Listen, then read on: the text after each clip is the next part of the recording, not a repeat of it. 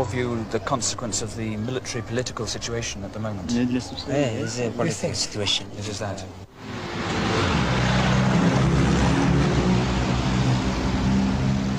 Asmara is under martial law, ruled by the army. The soldiers are jumpy, patrolling hostile streets. 6 months ago, they fought a pitched battle with the guerrillas here in Asmara. Afterwards, the troops ran amok, looting, raping and killing. Now they are feared and hated. Asmara is quiet.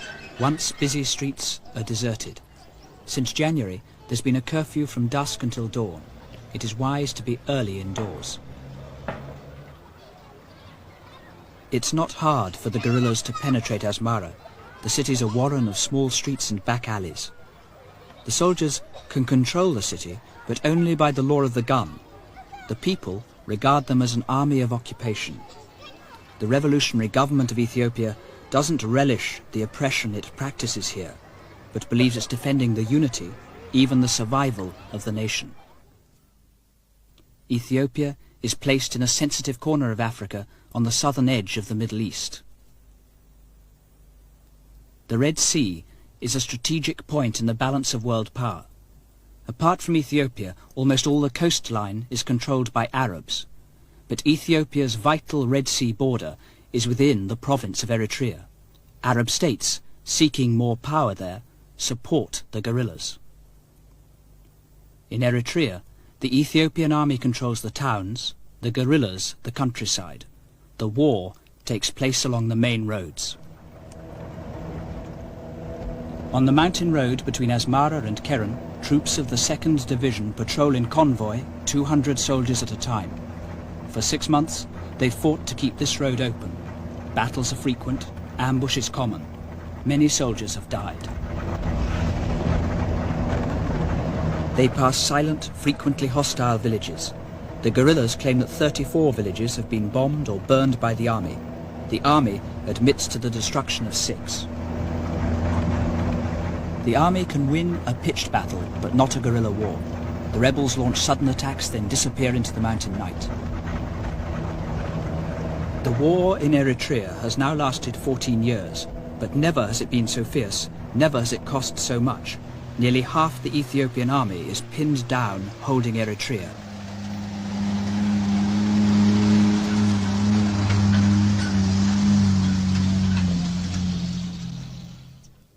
On the way to Keren, the army convoy meets another.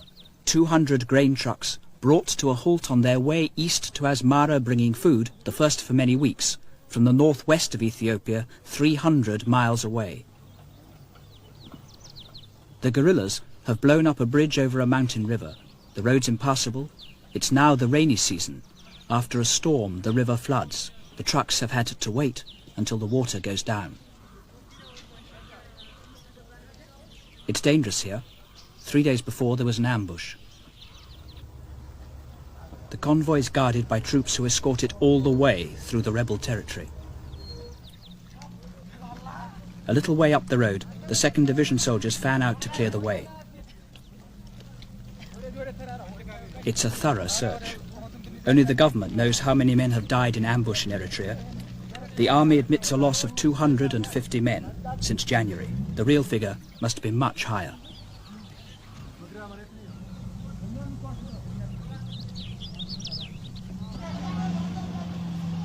When the flood subsides and the road is clear, the first of 200 lorries negotiates the river bed.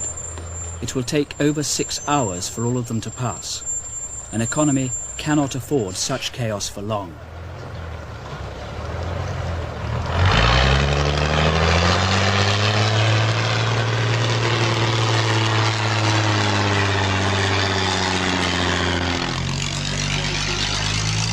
Eritrea drains Ethiopia of resources she can't afford to fight a war she can't win.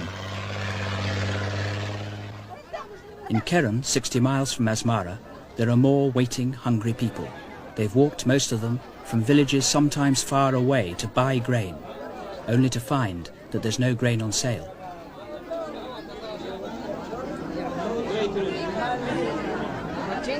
Like those in Asmara, these Eritreans do not speak openly. but say in secret that they are an oppressed people who live in fear. Only 3 months ago, this deserted grain market was filled with corn. It was closed by the army to stop civilians feeding guerrillas. The problem of Keren is the problem of Eritrea. On the one hand, a population which is frightened and hungry. On the other, an army which can control the towns, but not the countryside around, which regards all civilians as potential supporters of guerrillas, and therefore all grain as potential food for the enemy. An enemy can be anyone. This man was one of 22 innocent civilians brought into Keren Hospital after soldiers had run riot. At least 6 people were slaughtered by the troops. This man was beaten up in town by troops returning from an unsuccessful raid against the guerrillas. This peasant was shot while he worked innocently on his land. The army admits what happened and deeply regrets it, but news of the incident spreads and the memory won't be erased. They came to my home and they hit me. They hit me with a stick and the With the butt of the barrel of gun. the gun. And is this the same kind of thing that happened to most of the other 22 who were wounded? Yeah, I think. Yeah, it was that. So it was indiscriminate shots. Yeah, in different places. Do they know, were people killed this day as well? You said mostly are villagers. Who were killed? Do they have any idea how many villagers were killed that day? كم قتلوا أمره?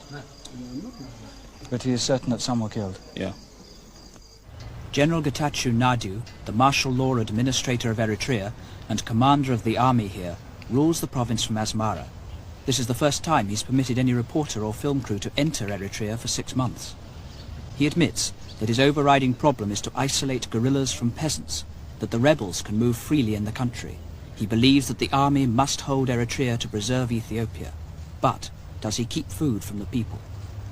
We may, of course, restrict, to give more food to the people. Otherwise, we don't want to, let the people dying by hunger. I have seen hungry people, General, in the last day. Yeah, you might have seen that. Where was it? Both in the city here and in Keren. Well, you may see that. I don't know. I don't deny that. You may see, but nobody reported that to me. And we have distribution center here, the Muslim, the Catholics, and ourselves, the government. I don't think these people came and reported to me. General, how long do you think the struggle is going to go on for?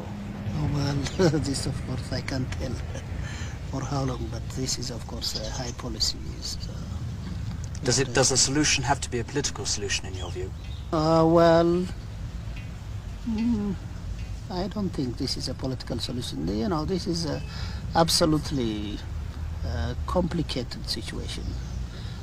But this is a different organization and different countries who are helping these guerrillas, and which maybe they want to harm the country itself. Otherwise, they know that they will never separate Eritrea from Ethiopia. So you think the fighting will therefore go on for some time? Yes, it will. The Eritrean war in the north threatens the Ethiopian revolution. In the south, the country faces a